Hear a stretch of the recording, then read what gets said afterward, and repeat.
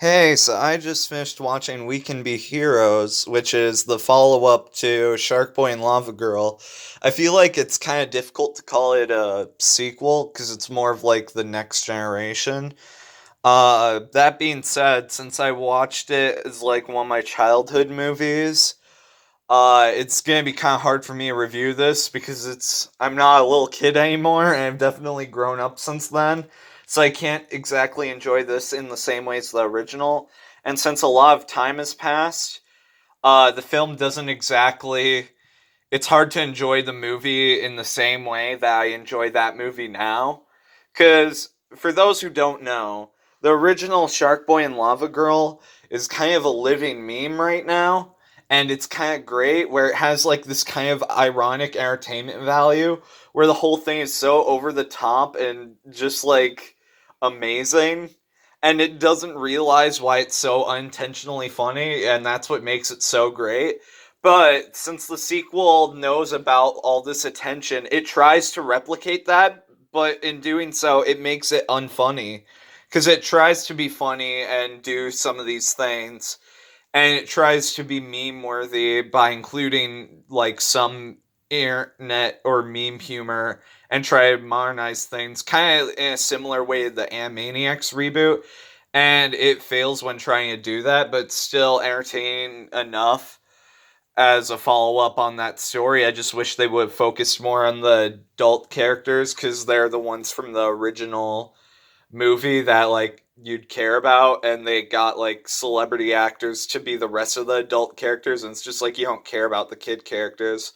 Like you can have the kid characters in it. I just wish they would have done like, and I know there's a really weird reference for this review. I wish they would have done like the Shaft 2019 thing where like the new generation is with like the old generation the entire time. That way you get the old and the new if you really want to do the boring new guys. That way you at least satisfy everyone. Whether if they're like the new fans or like the old fans. Because I feel like that would have been more satisfying. Because like after it was over, I was pretty bummed that like you got so little of Pedro Pascal, Boyd Holbrook, Christian Slater, and the girl that returned that played Lava Girl. It was kind of disappointing for me in that front. Uh, the writing was kind of lazy in some areas. It kind of felt like Rodriguez was just recycling his material from the first movie, from The Faculty, which is another odd thing, and a couple of like references for the adults to like Chariot of Fire that the children wouldn't get. But there were some unintentionally funny moments in the movie still. Like there's a scene where an adult bullies a child by stealing like her water so that she basically it sounds terrible already, and it's just as terrible as it sounds. Yeah, it's pretty unethical, and that's why it's funny. Like she's locked up in a prison. It's like this little toddler girl, and it's like steal her water, and it's like, oh my gosh, it's so dark. Just like those moments of just like severe cruelty are hilarious in the movie because it's such a tonal shift. It's amazing. And then there's a couple of terrible effects, which is part of the charm of the original. That was a part of what made it funny unintentionally in the original was how bad the effects looked, and also just the memeable lines of from lines of the original of "He stole my dream journal."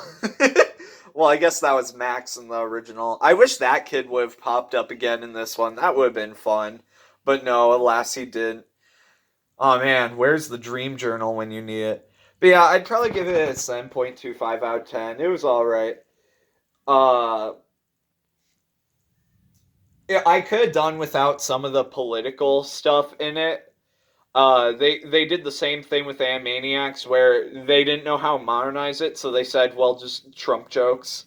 Which, like, but once I got to the very end, they handled it slightly better than I thought they were from earlier, because they had a twist where I don't know if it's really spoilers because it's a kids movie, but basically a Trump-like character turned out to be not what you would expect.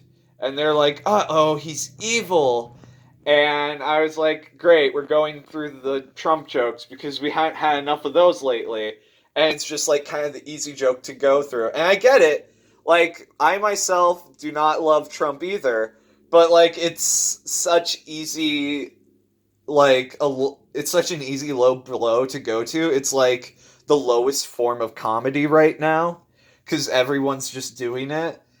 It's like just come up with something original, which they do at the very end with that material. So I can't fault them too terribly much because they do something original with that at the very end. And at first, it kind of just felt like they're poking little jabs at him, but now looking back, it makes more sense once you get to the very ending twist where it's like, oh, wait, he's not evil, there's actually something else going on. So it didn't feel as much like they're making fun of him, but it's just kind of a thing. So, like, I just thought it was worth putting out there.